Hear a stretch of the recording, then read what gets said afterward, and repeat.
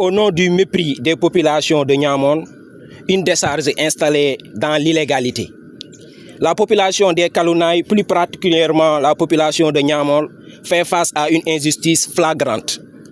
L'installation illégale d'une décharge d'ordures sur notre territoire en violation totale du Code de l'environnement aux prérequis conformément aux articles 20, 21, 22, 33, 24, 25 du Code de l'environnement et du Code des collectivités territoriales.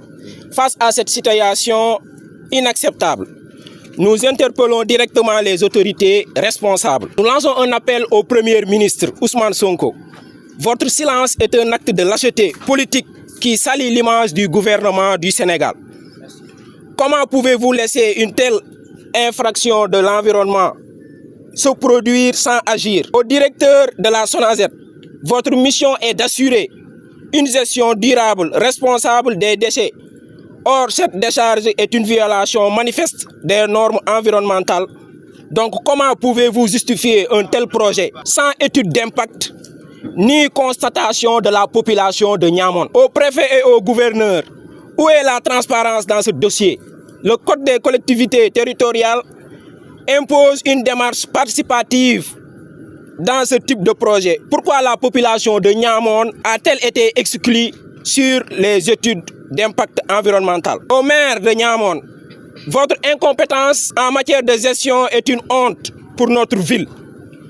Vous avez prouvé votre incapacité à gérer cette crise et votre absence totale de considération pour les citoyens. Comment osez-vous prétendre l'intérêt général alors que vous sacrifiez la vie de ces populations-là au détriment de votre intérêt personnel? Nous tenons également à rappeler, au nom des membres de la mouvance présidentielle, que le principe du Djoubal Djoubanti, censé garantir une gouvernance transparente et intègre, est bafoué. On est venu apporter le soutien de notre organisation aux populations du village de Boutumoul qui sont en train de lutter depuis quelques semaines contre le dépotoir d'ordures qu'il y a au niveau de leur village. Nous pensons qu'aujourd'hui, la participation citoyenne dans la mise en œuvre des politiques publiques est un principe que nos autorités, en premier les élus locaux, doivent respecter. Je pense qu'un projet de cette envergure devrait d'abord chercher dans un premier temps à avoir l'assentiment général de la communauté, c'est-à-dire venir présenter le projet à la population, discuter avec cette même population pour l'amener à accepter oui ou non ce projet avant d'arriver à ce niveau.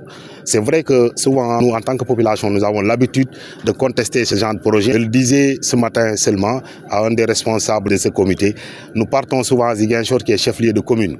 Nous y apportons nos déchets.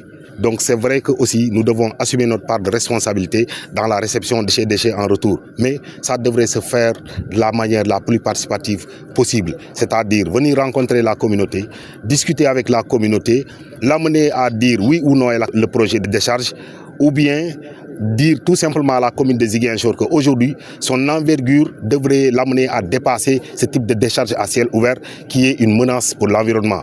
Ziguinchor doit arriver à un niveau avec un budget de plus de 5 milliards à construire une usine de transformation des déchets. C'est ça la réalité. C'est à ce niveau que la commune de Ziguinchor est comparée aux autres collectivités territoriales au niveau de la région. Maintenant, ce que nous regrettons en tant qu'organisation de la société civile, c'est de nous rendre compte qu'il y a des choses que nous relevons comme étant des manquements de la part de nos autorités administratives. Parce qu'un projet de cette envergure nécessite une étude d'impact environnemental et social très sérieuse, sinon très rigoureuse.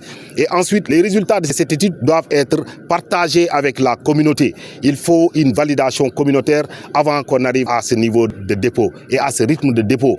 Parce qu'une fois, on est venu ici juste pour constater les choses, on n'a compté pas moins de 6 camions qui entrent ici pratiquement chaque jour pour déposer des ordures. Il faut une étude sérieuse pour savoir quel sera l'impact de cette décharge sur la santé des populations, notamment la santé des enfants.